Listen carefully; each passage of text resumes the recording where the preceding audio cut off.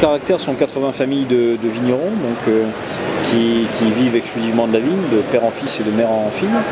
Donc ces 80 familles exploitent aujourd'hui un petit millier d'hectares autour des dentelles de Montmirail, donc sur les appellations de Vaqueras, Gigondas et Beaume de Venise, et commercialisent l'intégralité de leur production aujourd'hui en conditionné, pour moitié à l'export, pour moitié en France. On exporte aujourd'hui dans une trentaine de pays, en Europe du Nord, Amérique du Nord et maintenant en Asie. On développe à peu près entre 3 et 5 nouveaux pays par an, donc l'export est vraiment un moyen important pour nous. On distribue à peu près 3,5 millions de bouteilles par an. La motivation à l'origine, c'est de se doter de plus de moyens ensemble, d'être plus fort ensemble que seul. Je crois qu'aujourd'hui, se regrouper ou la coopération est une idée extrêmement moderne, parce que simplement ce sont des experts de leur terroir, experts de leur vigne, mais pas forcément de la vinification, de la distribution, de l'élevage des vins, du juridique ou je ne sais. Donc ils regroupent, en fait, ils se sont mis ensemble pour avoir tous ces moyens. On fait en général largement confiance aux vignerons pour connaître ses terroirs et élever sa vigne, c'est son métier.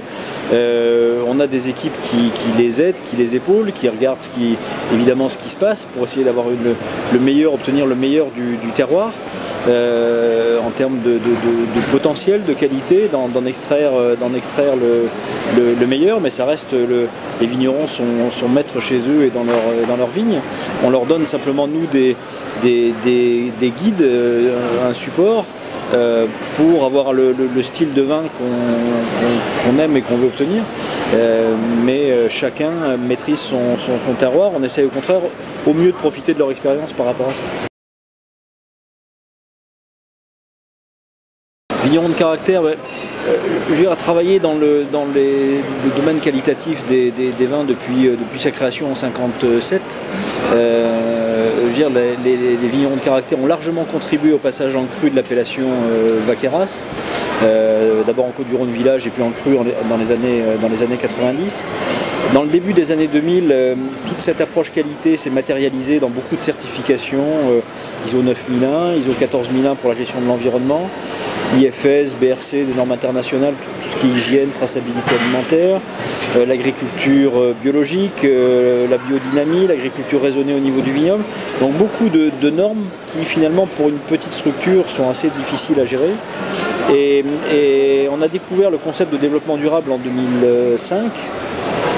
Et on s'est dit à l'époque, alors c'était pas du tout connu, mais on s'est dit à l'époque que ça pouvait être une démarche qui fédère l'ensemble de notre démarche qualité, à la fois dans le vignoble, puisque ça couvre les aspects bien sûr de qualité de la vigne, la biodiversité, tout ce qui est bien sûr élevage, agriculture raisonnée, agriculture biologique, mais aussi en cave avec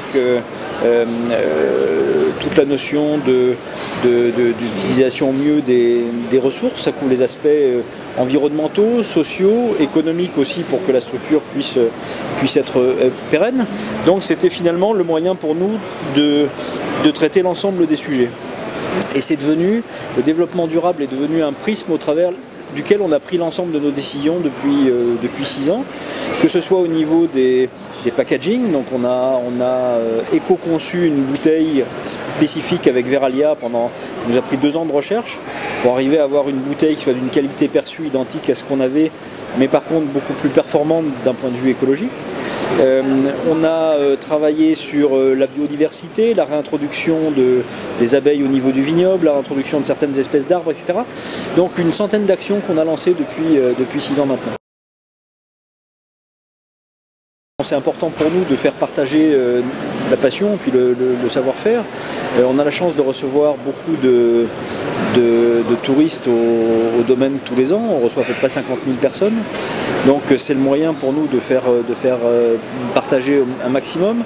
Et on avait historiquement une boutique au travers de laquelle on pouvait commercialiser nos produits. On est allé plus loin en ouvrant un restaurant depuis maintenant quelques années.